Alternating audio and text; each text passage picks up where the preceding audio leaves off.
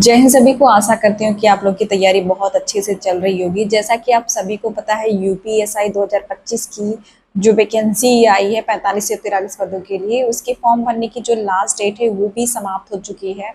Form भरने का जो लास्ट डेट था वो 11 सितंबर 2025 था। तो जो भी स्टूडेंट ये चाह रहे थे कि उनको दरोगा बनना है, तो उन्होंने फॉर्म भर लिया होगा और ठीक से भरा होगा।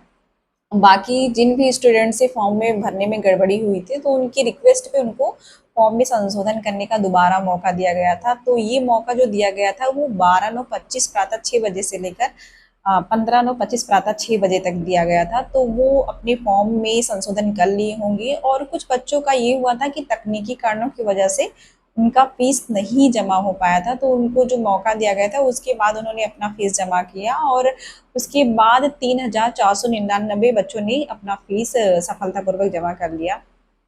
जिस दिन फॉर्म का लास्ट डेट था, यानी कि 11 सितंबर को, लगभग 15,72,261 बच्चों ने अपना फॉर्म भरा था। उसके बाद जैसे कि फॉर्म में संशोधन करने का मौका दिया गया, फीस भरने का मौका दिया गया, तो फॉर्म बढ़ गए। ये फॉर्म बढ़ के 15,75,760 फॉर्म हो गए। और इसके बाद आप जान सकते हैं कि कंपटीशन थोड़ा बढ़ गया है।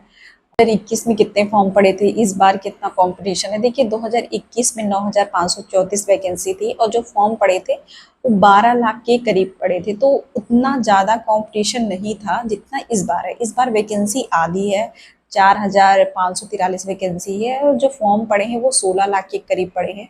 पिछली बार जिन बच्चों का सिलेक्शन नहीं हो पाया था, कुछ पॉइंट की वजह से, नॉर्मलाइजेशन की वजह से जिनका सिलेक्शन नहीं हो पाया था, उस बार वो लोग तो चूक गए थे, लेकिन इस बार वो चूकेंगे नहीं। इस बार वो मौके का फायदा उठाएंगे। उनकी तैयारी पहले से ही अच्छी है, बस उनको थोड़ा सा और मेहनत करने की ज़रूरत है इस बार। तो वो अपनी तैयारी अच्छे से कर लिए होंगे।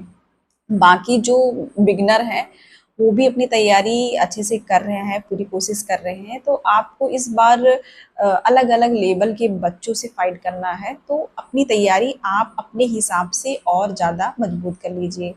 इस बार जो है कट ऑफ, वो अगर कोई जनरल बच्चा है वो 330 प्लस अपना मान के ही चले कि 330 प्लस। अगर उसके हर टेस्ट में अलग अलग टेस्ट दे रहा है, वो अलग अलग जगह से, ऑफलाइन ऑनलाइन कहीं से भी, तो अगर उसके इतने नंबर बन रहे हैं तो अपने आप को मान सकता है कि हाँ वो सेफ है। और जिनको लगता है कि ये टारगेट कुछ ज़्यादा ही बड़ा है, तो ऐसा नहीं होता। अगर आप कोई टारगेट बना के नहीं चलते तो आपका जितना भी नंबर टेस्ट में आ रहा होगा आप उससे खुश रहेंगे।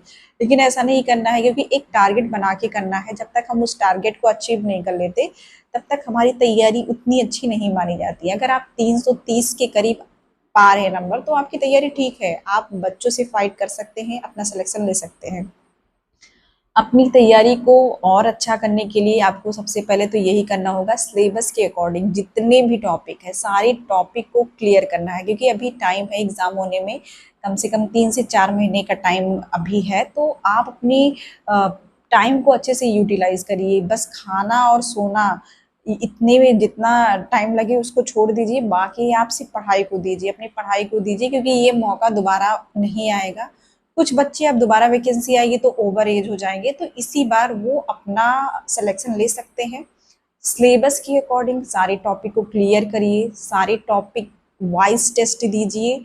उसके बाद हफ्ते में एक फुल टेस्ट दीजिए, देखिए कि आपका जो तैयारी है वो किस दिशा में जा रहा है। तो ये जरूरी है। सबसे पहले है कि अभी ये होता है कि अभी आपका जो मन कर रहा है वो पढ़ रहे होंगे, लेकिन अब ऐसा नहीं करना है आपको। जो टॉपिक ज़्यादा समझ में नहीं आ रहा है, जो लगता है कि ये मुझसे नहीं हो पाएगा, उस पे भी काम करिए, उसको भी पढ़ने की कोशिश करिए कि ये टॉपिक भी आपका तैयार हो जाए।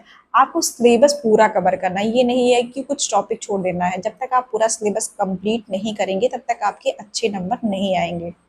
तो अपने सिलेबस को कंप्लीट करिए, टेस्ट दीजिए। और भर्ती बोर्ड द्वारा ये भी कहा गया है कि जब एग्ज़ाम होने वाला होगा उसके 3-4 हफ्ता पहले बता दिया जाएगा कि पेपर कब होगा।